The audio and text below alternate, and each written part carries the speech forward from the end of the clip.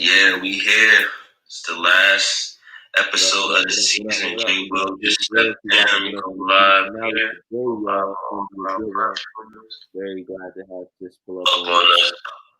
Jay Will. Jay Will. Hey, Cowherd. What is going on? How are you? I'm well. Everything is looking and sounding the way it should. Let me know. I'm like the collar. Yeah. I'm like the collar. Thank you. Thank you. Very cool. All right. One thing about Jay Will, she's going to put the fit on. You don't got to worry about that. Just, thank you. Of course, I'm going this lovely Wednesday. Is it Wednesday? Yes. Wednesday. It's Wellness Wednesday for sure. Wellness Wednesday. Yeah, that's what it's called on my calendar. Yeah. Yeah. Mm-hmm. Well, let's go ahead. Let's really jump right into it. I know you as many things. Go ahead and let the people know how they should address you, how they should, know who you are. Yes. Hi, everybody. My name is Jay Will. I'm affectionately known by a few names. Some of y'all know me as Netta, Ja, a lot of names, but Jay Will. I am here because I'm a connector like Cowherd.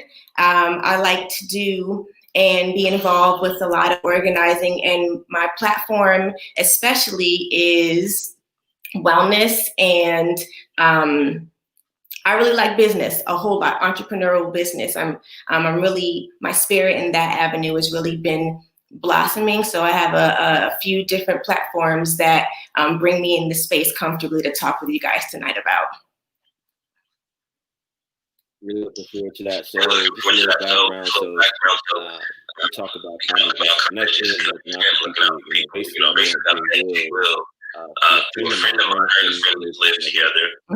I was coming to Atlanta interviewing, going through what I was going through. And he just remained that was like, yeah, we grew up and stay to get his life together this afternoon. She's welcomed us that for years. So it was really cool to get to know her. Ultimately, I've been, her other half, Fuji Young, who was the first guest. On Cowherd season 1. Was he the first of the first? Yeah, he was for this new round. Yep. That's cool. So he started off season 1. Now you're wrapping up season 3. So I love it. Enough about that. So Jay Will, where you from? How did you find your way to Atlanta? Talk about schools you like to. All that good stuff. Okay, all right, so I'm from New York. My family is from Harlem, New York. I was born and raised in upstate New York, and then we relocated down south in my elementary years. I traveled a lot I've traveled a lot because of different schools I've attended through high school and through college. But then I eventually ended up back in New York City in my 20s, like independently, not upstate, not in the burbs, not in my mom's house, but Sex in the City type of living. Yeah. I got my badge. I earned my NYC badge despite how my family moved me around. That was through my 20s. I finished that chapter, and that's where I got a lot of more of my formative education, and really sparked. Jay Will Glow was born in New York City. Jay Will Glow was born in Queens, New York, in a time where I was really just starting to spark. A few parts of me were starting to spark, and I was starting to just recognize those sparks. So I came to Atlanta at the top of my 30s to just sort of see what we was going to do for the next 10 years. I like to do things in chapters. My life really is like a book or a play or a movie is how I see it. So I moved to Atlanta. My family's here though. Mind you, my family has relocated down south. I was in New York City by myself, so to speak. So I come and reconnect with my family, and that is the perfect time for me to have really gotten that oomph that Jay Will Glow needed to really spring off.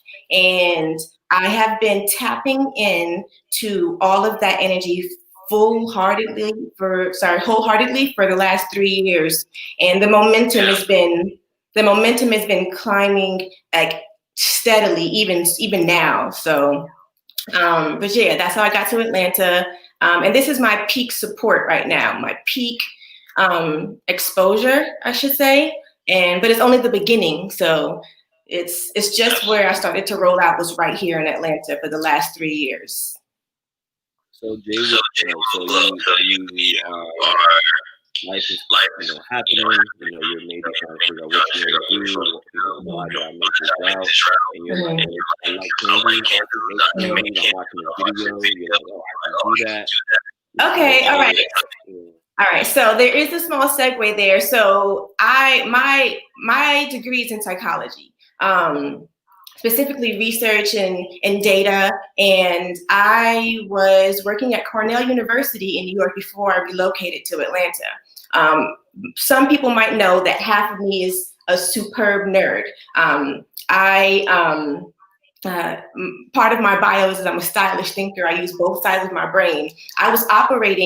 Part of my operations when I left New York to come to Atlanta was to find security, part of that. So I used that part of my brain and I got a job and I work in the same field. I still use my degree and I still, we can talk about this later. I still have a 9-to-5, speaking of my entrepreneurial spirit, and I maintain and support a lot of my efforts with my job here in Atlanta. But I started making candles because in the search for my job here in Atlanta, that first 3 months where I landed, I had to figure out what to do. As those applications, all the blue tape and red tape that happens with 9-to-5s, that's where I was starting to make candles. I love making candles and started them because I like burning candles like a lot of people. And when you're unemployed, you get creative. And I got very creative. I'm naturally, I use my hands a lot. And so a lot of the things for women, when you don't have as much money, you start learning how to do your hair, you learn how to do your nails, you learn how to do a lot of things for yourself when you can't get pampered, so to speak. So I ended up making candles because that's one of the things I do for luxury or self-care, but I couldn't afford to buy them like I wanted. So I made them, and I made one as a gift. And long story short, one gift turned into requests, donation, and orders, and websites, and so forth and so on. So. And how, what has that process been like as an entrepreneur? Understand the supply chain, understand the right mix. Maybe getting like, that's not it. We need to go back to the drawing board. Yeah. Okay, so when you asked me about operations, I had to. I'm very self-taught in that sense, to where when my interest peaked, I had to, and I encourage people to immerse yourself in what you like to see if it's something you like or if it's something you want to do. There's a difference in liking things and wanting to operate things. So I started. Things are hobby, things are business. Right. And at first, I told you it started as a gift, so it was fully a hobby. And so when I was starting to feel a little pull in a different direction, I said, okay, let me learn about business. So I learned about the operations of this by completely immersing myself in free podcast university, is what I like to say. I fell into the podcast world through a very, very small window of like an audio book podcast. I've come a long way of the type of podcast I listen to that got me to that's sort of have taught me the things that I know about the business side of things. But if I gave 100% credit to my teaching, I had to go to conferences, listen to podcasts, watch people who were doing what I liked to do. And I just taught myself and learned from other people. How would you say you kind of motivated yourself through the tougher times? entrepreneurship, right? Is that, is sharing a candle, going up a glass of wine, hitting group chat, scrolling Instagram, funny funny what's what's that that like that great like for yourself let you know for yourself, right? Okay, grace for me as an entrepreneur looks like the first word that popped up was have a little mercy for your mistakes, because you don't know what you don't know. And so you are going to, I don't even need to say fail and all those, it's not a grandiose falling off of a mountain, but you're going to trip over shoelaces that, you're learning to tie, so to speak. So I just sort of have been kind to myself and not beat myself up for things that I couldn't have known. So instead of getting mad or discouraged, I've gotten into the practice of just learning, asking, and doing it better the next time. What happens when it's not better the next time? It has to be. You have to be merciful for yourself, but you have to still be accountable. So you do have to do things better. If not better than different, you can't do the same thing and expect. That's already a saying. Y'all already know that. You can't do the same things and expect any change. Yeah. So things do have to be different. You should expect a different turnout when you revisit things with new perspective or with new resources. So there is some better, if not better, that might be relative, but there is some new result to experience if you listen in to what might not have been so loud the first couple times. It might take a few times too. As y'all can hear, we're about to say, she too had a podcast within the first year as well. Can you talk a little bit about that podcast and what you learned from it and the direction of the podcast at the time of it's going? Talking about who you had on and yeah. So yes, excellent question. So yes, I've learned a lot from podcasting, and then so much so was like, I got to get into this myself. So up to this point, I've completed 2 podcast projects, so to speak. The first one, it was called, man, so many people will probably never know this. It was called That's What She Said. And it was, it's a solo podcast where, well, no, it really wasn't solo. I was the only host, but I had a lot of people, friends and associates at that time that I would just bring on. And it was pretty much a fly in the room conversational podcast. I would just press record in the middle of the conversations that I was already having with my peers.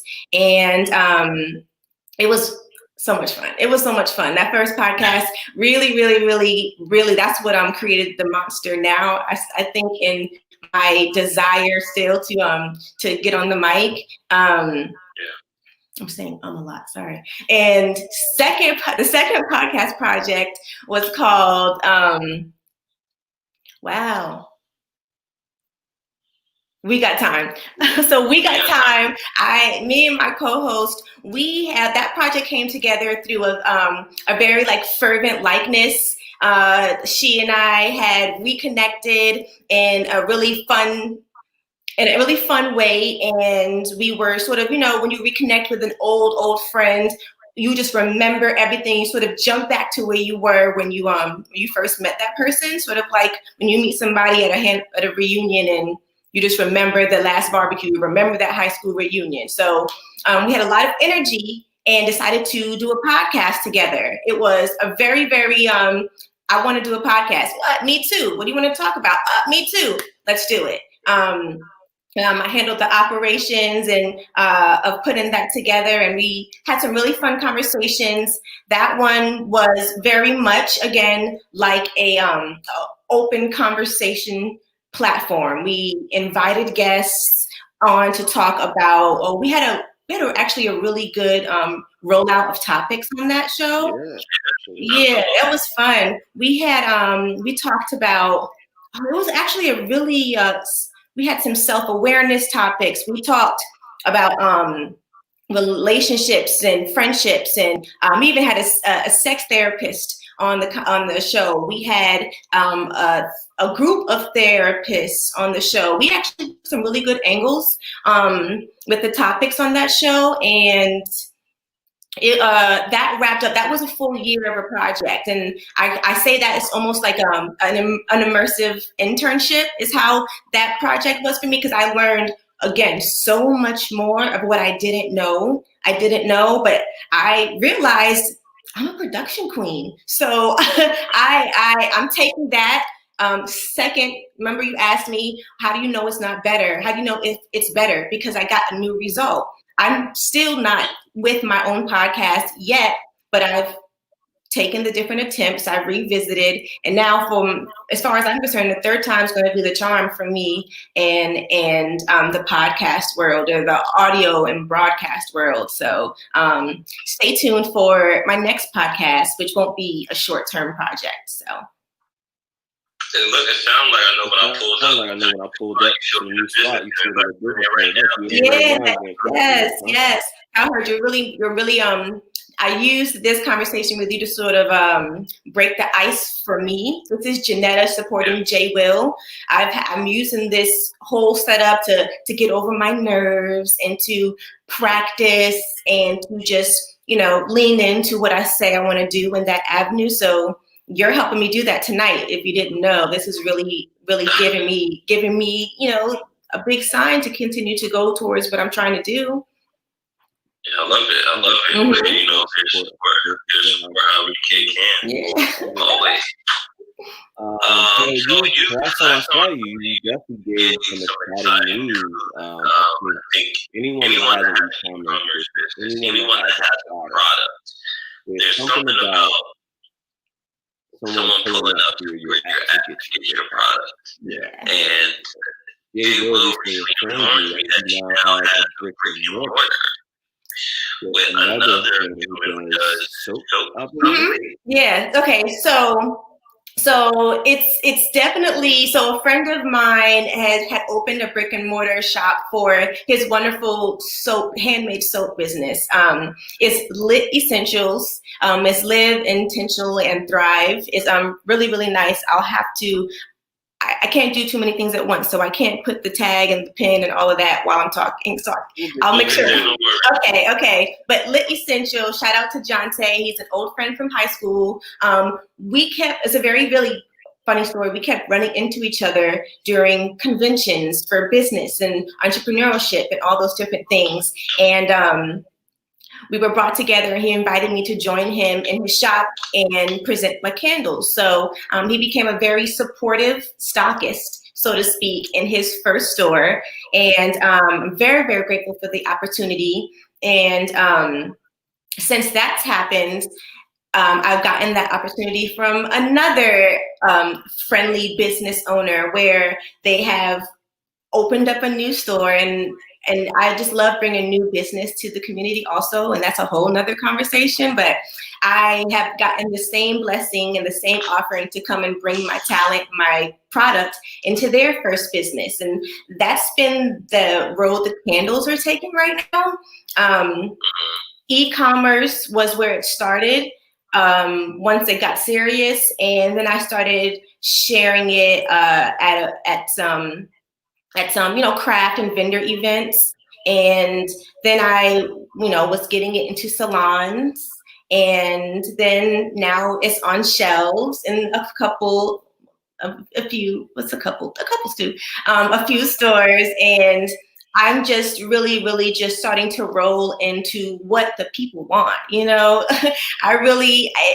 you guys ask me for it candle-wise, and business-wise, that's what I learned to do and deliver that. I really, really am about results. On the business side of me, I love operations. And so I know that I operate according to what my customers want. So if I get a compliment on a candle I was making, then I will make that again. And if people still tell me they like it, then that becomes a candle that is legitimately a fan's favorite. I make that for you guys.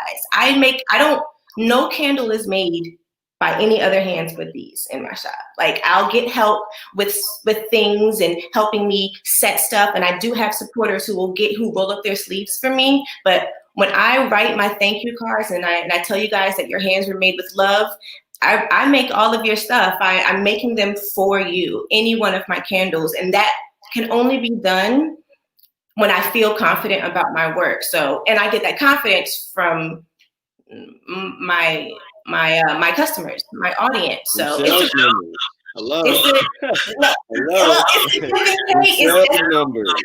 but it's give and take. I promise you.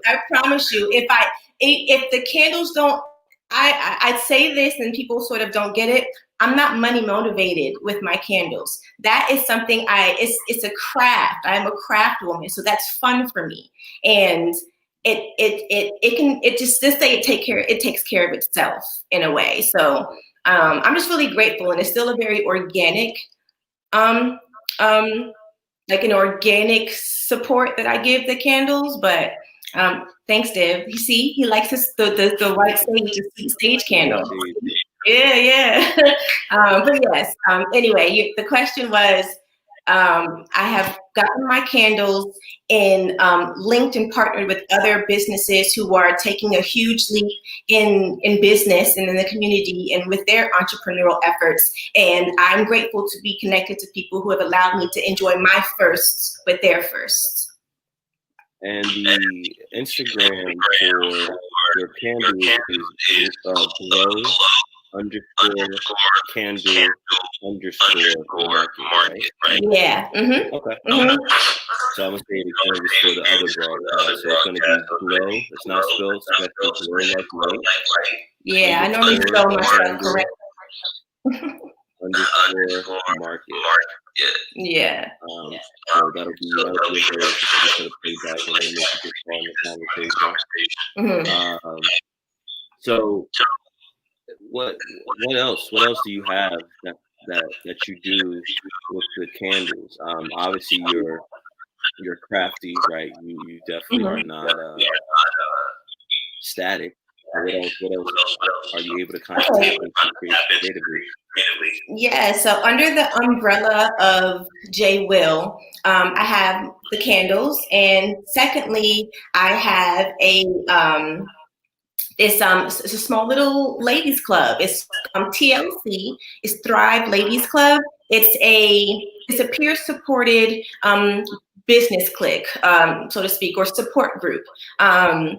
My first example I can throw is AA or any other anonymous meeting. This is a support group like that. I mentioned that my undergraduate was in psychology, and I was thoroughly involved in a lot of facilitating of support groups and operating in that sense. So that has created a lot of the leadership needed to, that's a lot of the inspiration of why I created TLC, to create a peer support group for all the things that I'm doing and all the things that I recognize my peers are doing. And I niched it down to what I see in the mirror, and that's a young woman in her 30s who has formal education, but has also been branching off and exploring different things of passions of business or other things. Even if they have not launched as far as their business, I just want to support what I see when I look in the mirror. So I've created a very, very really, really supported but intimate group of ladies in that group. So that's my service arm as far as J. Will Glow is concerned. And how do you talk to or kind of other entrepreneurs and whatever? They might have a job, or they're an entrepreneur, or they might want to leave. You can talk about kind of your own story and how you keep those two together. And maybe you do, maybe you don't. Which is advice that you might have someone juggling or think about being one or the other. Yes, I do. I start with I start with my story. I start because I needed the help. it's a peer support type of situation. So I started it because I have questions, and I know that across the table, people have answers. That's why I'm really strong on the word peer. I really try to share what I know along me learning it, because that's, to me, my team is really important. Those people who support me and my village matters to me so much. So we're at the age where we pick our family, so to speak. We're not in school. We don't have to be cool with our roommate because we have roommates. We choose who we want to be around. So this is me choosing who supports me, so to speak. This is me choosing a group, hence the word support group. This is me creating a trusting circle that's very specific to what my business relies on, and that's wouldn't be support without my village. And it's great creatively. It helps me stay accountable. We're able to bounce ideas off of each other. We help each other with things that one person is a novice at and the other person is a soft expert at. We really tap into to people's expertise, and we grow. It's a really, really it's like going to the chiropractor for your entrepreneurial spirit. It really just sort of gets the kinks out and supports and gets you ready for a new round of stretching towards your goals and what you're trying to get done. And how do they tap in? How do they link up with that? Also on the website, it's jwillglow.com. And also, jwillglow.com is where you can find everything that I'm doing. Anything established, anything I'm bubbling up. And on that website, you'll see the tabs for different projects, and TLC is in there. And you're able to send me a message, just send your emails, and you'll get a little questionnaire that asks you a couple questions. But that's how you can get through to me on jwillglow.com. Atlanta, the last thought for you? You have dreams or interest of having property somewhere else, maybe that you can bounce around to, or you like let's get Atlanta together here. Think about that.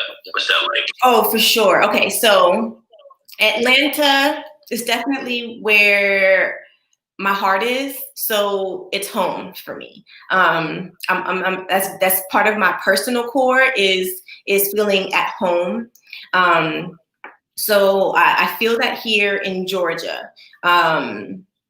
However, I am also very serious about growth, and I know, I'm not a tree, and I can move and create things and start things and find and organize things in more than where I am. So I do plan on tapping into resources in other states and going to the West Coast with certain projects. And I'll never not do things in New York and on the East Coast because I still have connections and supports there. So I plan on living in the South perhaps, but I will always have parts of J. Will reaching out, as far as I can.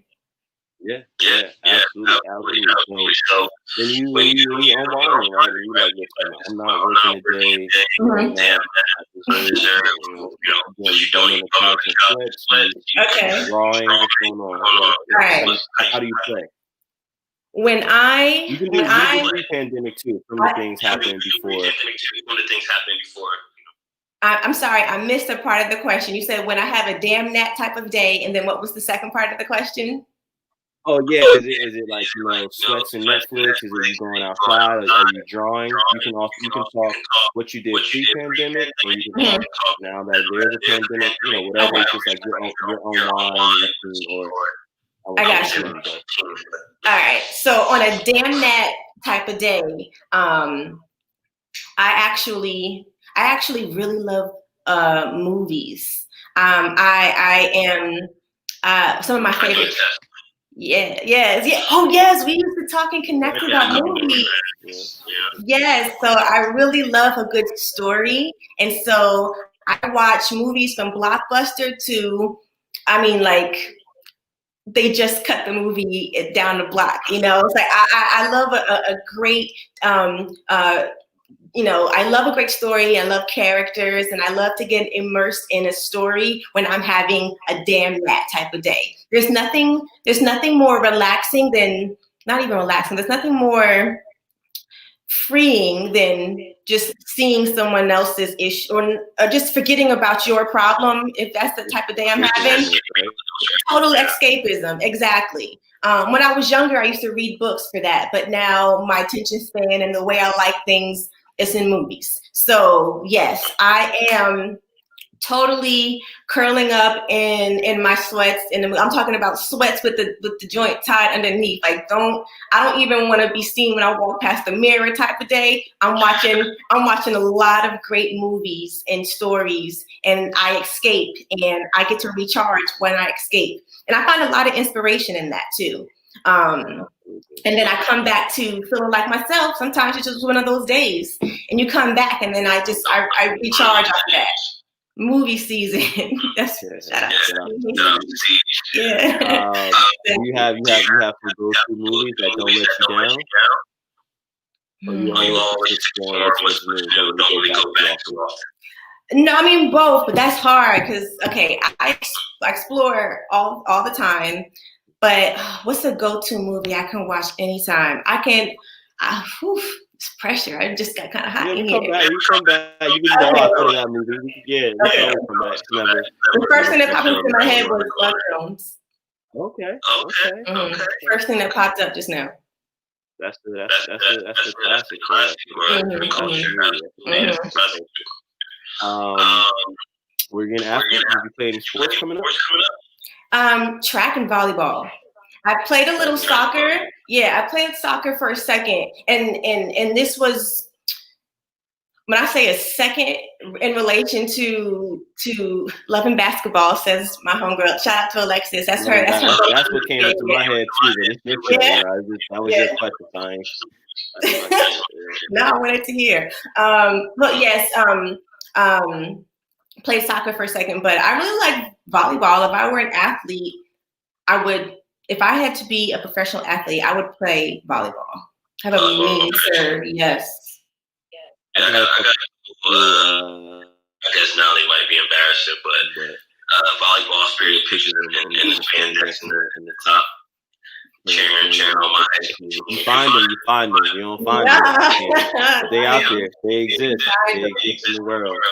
So I try to forget some of my high school pictures. I do a great job of forgetting about them, by the way. So those things are different. I'm sure this is. How have you coped? During the pandemic, man. Like, how have you been able to stay grounded, not really go in the towel? Maybe you did go in the towel a couple times for 42 hours. I'm exhausted. This shit got me hot. Yeah. Let's talk about it.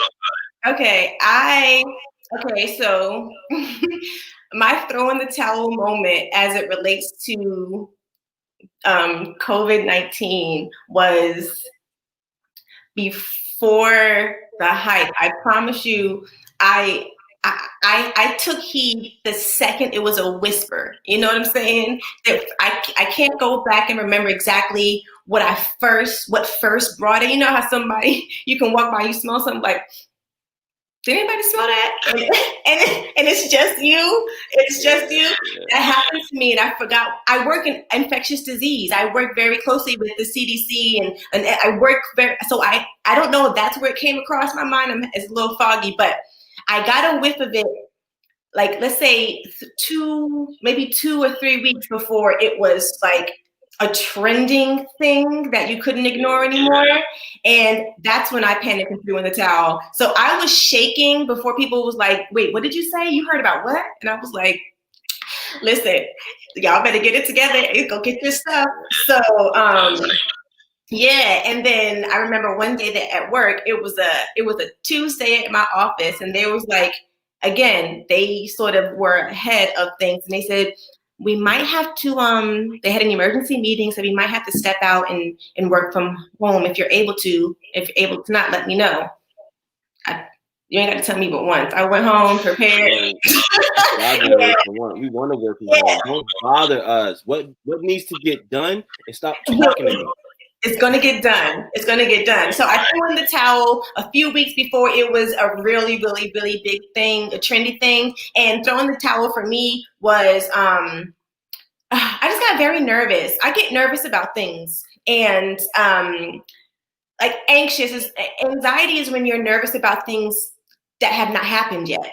And I was very anxious about what hadn't happened yet, but was surely happening, but just not to, it didn't peak yet. Like I got very anxious at the rollout. And so I started bugging out in the way that I was just like, I couldn't focus. I felt paranoid, if I may.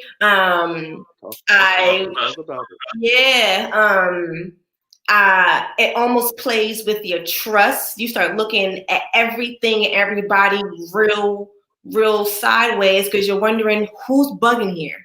Is it me or is it you? Like that was me in my window as it related to the pandemic and when I sort of cracked.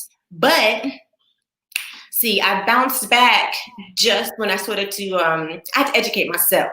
That's the actual first answer to how I started to relieve some of that. I used the part of my brain that can understand facts and stats. I deal with numbers. I'm in data. I'm in research data of disease. So I tapped in. I couldn't panic if I was going to know what to do. You can't panic when you're trying to get things done. That works everywhere, in every avenue. So I just had to really find out what's going on, how to get around being not infected, affected, without control. And it was important to me to also create a little calm for the people around me. I don't like people to see me sweat, okay? So when I couldn't let people see me be nervous, so I wanted to it was a lot, even more pressure to keep it together for the people I care about, because everybody can't be in here tripping. So the pandemic really put me in a space where I had to really put my money where my calm was, and figure out how to just take it back and get it together. You can't be out here tripping. This is not the time to start tripping. If nobody knows what's about to happen, and if everything is suddenly unsafe, how are you going to be safe, and how are you and your family going to be safe? So I just really went into a protection mode of myself and the people I care about. Absolutely. One thing I think that you talk about well, you practice, I guess we're all practicing this life thing, it's like manifestation, right? So therefore, individual prayer, keeping it moving, that writing affirmations, being intentional on what you say and what you do. How has manifestation been powerful or evident in your life and the things that you have going on? Okay, manifestation for me it's almost it's synonymous. It's almost synonymous with faith for me. Faith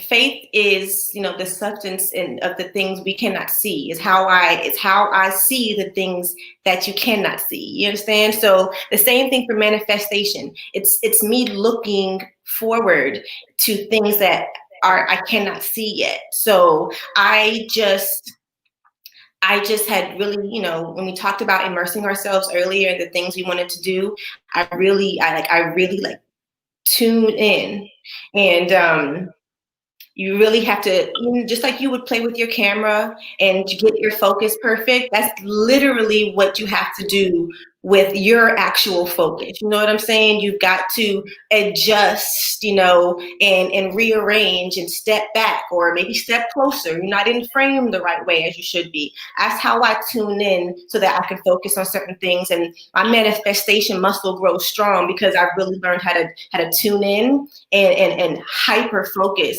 And I see things very, very clearly that way. Very clearly. It's kind of scary how clearly I can see things. I truly believe in speaking things into existence and really leaning into what you say.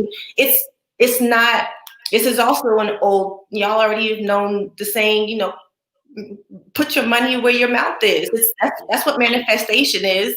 If you talk about it, then let's be about it. That's just literally just being about what you want. And when you can connect all those dots, you end up falling right into what you want to be. You end up falling right into your daydreams. You end up making those things a done thing and not something you dreamt about for months, or however long it might take. But manifestation for me is just finding my focus and leaning into that, with no abandon, What are you manifesting for 2021?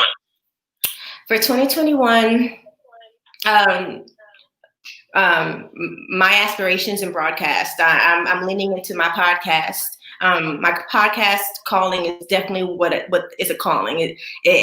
My voice is the calling. You know what I'm saying? I understand that now. I recognize that now. It took me a minute to recognize that, and then another minute to get confident with it, and then another minute to really get confident, and then practice it and learn it. It's been about an hour, and I am really going to lean into that next year. That's my word. That's my word to myself. So on my edges, y'all is going to hear a podcast, and it's going to be me putting together some of my favorite people and having some very clarifying conversations that we're all having. I mean the people we look up to, the people that we look across the room to, our peers, people who are talking, people who use their brains, people who use their hands. We're having the same conversations and questions and concerns. So I really want to do a little bit more and bring in those conversations and just turning it up a notch. What didn't we touch on, J. Will? What I missed? We didn't talk about. We here to gas you up. What? Nah. I don't need no petrol. You don't need. It's high octane, baby. That's high octane, baby. Well, I do appreciate the shout out that you're giving me all together, Cowherd. Like, the main thing I'm wrapping this up with is like a super thank you. Is when I talk about manifestation, you're one of the people in my comfortable, my connected square that is amplified my voice, whether you knew you were doing it or not. You've inspired some of other passions. You and people like you or the village I talk about, you got to build. So having me on and asking me questions that make me lean into what I tell you, I'm so nervous sometimes. True life, I have stage fright. Okay, I get very nervous. I get worked up. I overthink. I think it's just how I always was. The first person to tell me to stop doing that is my mother. And the last person who's going to tell me to get over it is going to be my mother. But in between, I have people like you who may not know how nervous and how pressured I can get, who just lean into me like, really organically. And it's like, you met Netta, and that's why I get to appreciate stuff and that we can figure out this way. So my manifestation includes my village growing with people like you and, my team, my team. And, I love my team, you know what I'm saying? So that's another part to my manifestations. And if you want to put anything in my petrol, just support and support as in, let me tell you what support means. Support.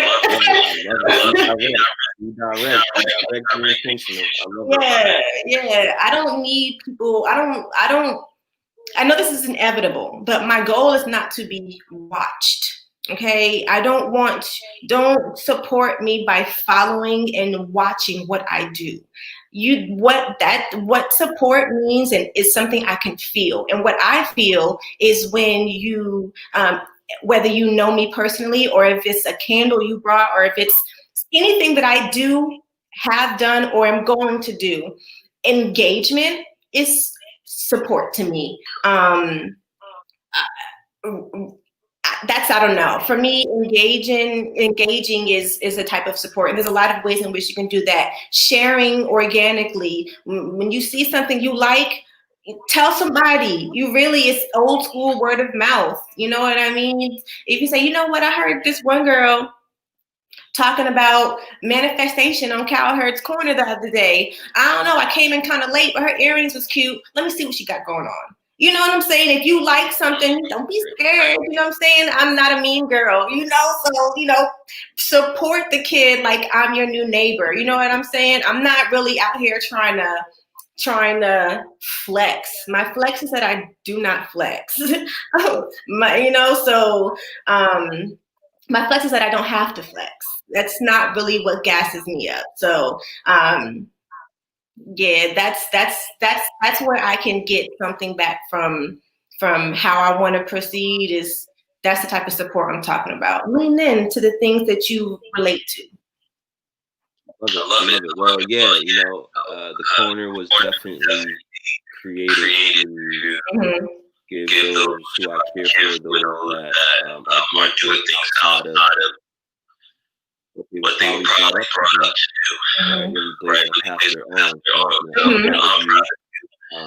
It's very important that you hear that out loud often, and that we are sharing as much as we can. So I'm glad that you continue to do what you do, that you continue to thrive and push forward and bring people along with you as you do it, right? You're not doing it by yourself. I think that's very commendable.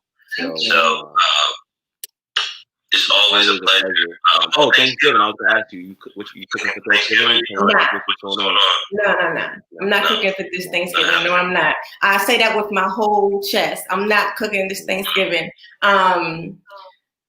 Maybe a small part of my chest. Okay, let me take it back a second, because half of me is not with it at all. And I already know that this Thanksgiving is going to be played small. So that's where that came from. I know it's going to be different this year for not just my family, but a lot of families. And so I'm trying to stay encouraged in that, actually, to be fully honest with you. I'm trying to stay encouraged in how this is my favorite time of the year, and people can't fly. My family just gotta stay clean and safe, and everybody's scared, or some people don't. Like, I can't, this is the type of year where this is the most wonderful time of the year. It really is to me, and it's going to be different. So I kind of think I'm gonna get ahead of the difference by preparing things new first.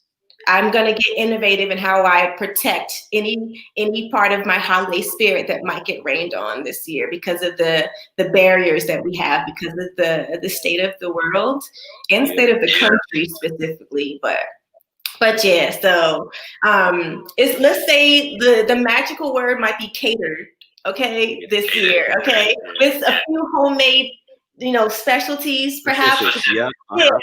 Right. So, but yeah, it's not all that. It's not going to be all that this year. We're going to keep it one last time, Jay Will, one last time before we wrap this up. We tap in with the season finale. How do people engage with you? Finale. Okay, so you can shout out to season 3, right? Yes. Great things happen in 3s, friends. Wonderful things happen in 3s. You're leaning in. Talk about leaning in. Okay, we used to just watch it in the living room. You know that. We used to just get it in the living room, and we would be like, when's the podcast starting? You would both be like, when's the podcast starting? So look at you. Here I am on the corner with you for round 3, the end of round 3. So shout out to you, brother. You're really handling business and leaning into your you're leaning into your likeness, and I love it. I love it. You know, I am my brother's keeper. You know how I'm operated. So shout out to you. Y'all can connect with me. My website, J Will Glow. If you want the if you want the www, it's jwillglow.com. Everything will be there. Way more is there than on my Instagram. That's where you can see. That's the whole show is there, and it's a ever growing show. I have all my projects, as I mentioned. I have blogs. I have candles you can buy. I have a lot of really fun, interesting projects that I tap into and share my learning about. It's all there. My newsletter is one of the best ways to stay connected, and it's really, really it's my favorite tool as like a secret novice writer. I like to share my projects personally with my newsletter. It's really my love letter to whoever is choose to engage with me in that way. So go to jwillglow.com and sign up for my newsletter. And Cowherd, for the finale, I came, proper Southern gal doesn't come without gifts. You know, you don't go to nobody's house. What we got? What's that? What we got? You don't go to nobody's house without bringing something, right? So I can't pull up to the corner, with nothing for the crib, all right? So I came with a gift for anybody, the first person who goes to the website, jwillglow.com, and signs up for the newsletter, and it will get a gift from Glow. I'll put that on the story. I'll put that on my personal page and on Cowherd Corner to let someone know you signed, the first sign up will get a giveaway. Well, first sign up, and you gotta screenshot it and send it to me at J Will Glow so that I know, because who knows? I don't know. Everybody might run to this at once, and it's one giveaway. Okay, so the first person who hits me up and follows my newsletter, which is again, it's my love letter to anybody who is tuned in. I want to thank you for signing up with a gift. So that's it. And of course, Cowherd, thank you for bringing me on today to even share with your listeners and your watchers and everybody else who likes to pull up to your corner. Thank y'all for letting me come through and just join the conversation. That's my favorite thing to do, Absolutely. Jay Will, thank you for closing off the finale accordingly, and then blessing some lucky person with a gift. So thank you. I'll see you sooner than later, and you know how to reach me. I do. All right. Bye, Cowherd. I'll see you later. Thanks again. Bye, everybody. Always.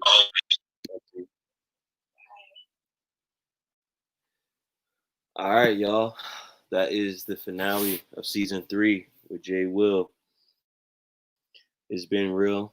Some things have happened in my life that are pretty exciting. So as far as coming back in January, it may look a little different, but we're going to try to make it shake. It's been real. I'm thankful and grateful, and I look forward to getting these episodes out to y'all later on other platforms. But until then, keep your hands. Love your family. Love your friends. Love God. Holla. Peace.